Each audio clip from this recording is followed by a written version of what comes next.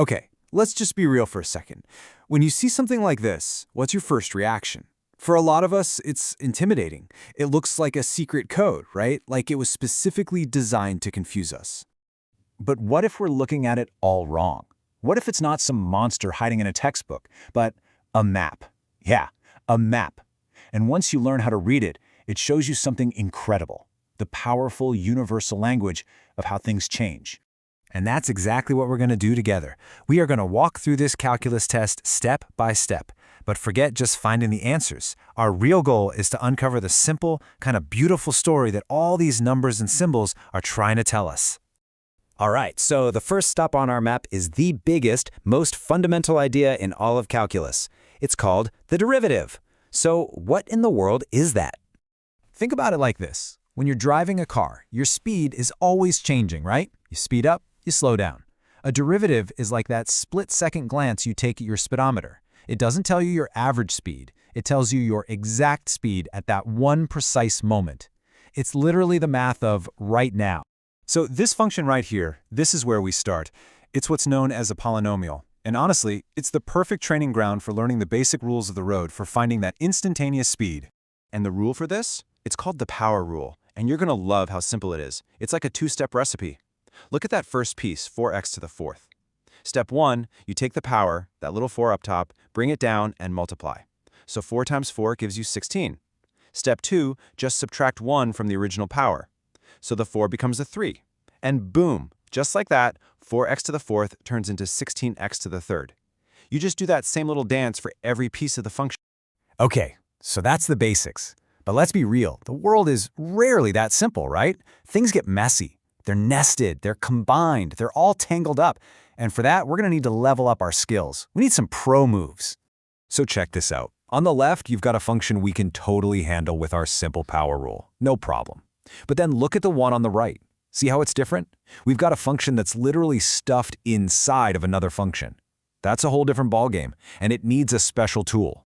And that special tool is called the chain rule. The absolute best way to think about this is like one of those Russian nesting dolls. You know, the dolls inside of dolls? The first thing you do is deal with the biggest outermost doll.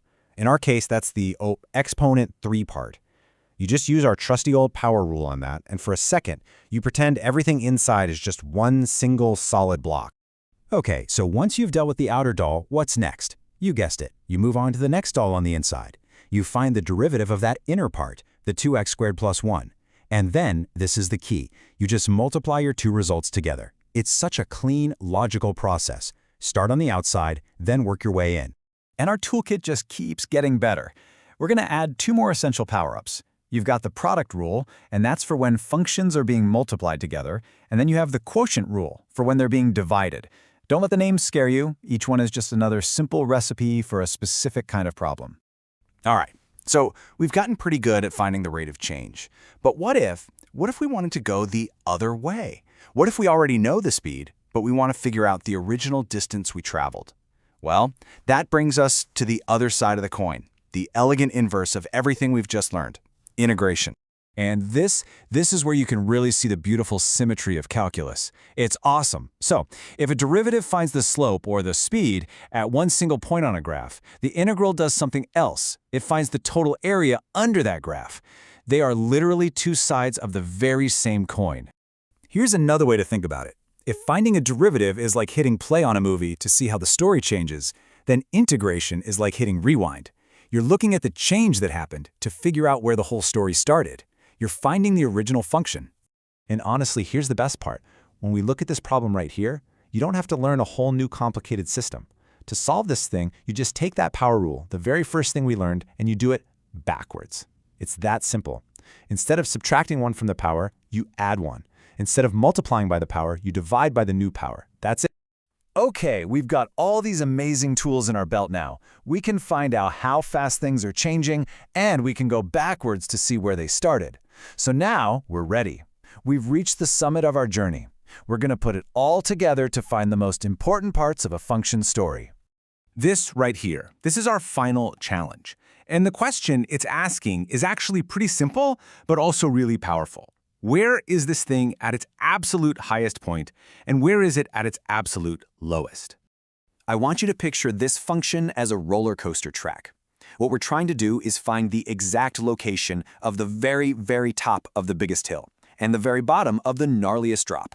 In math speak, these are called extreme points, but peaks and valleys of the roller coaster's way more fun.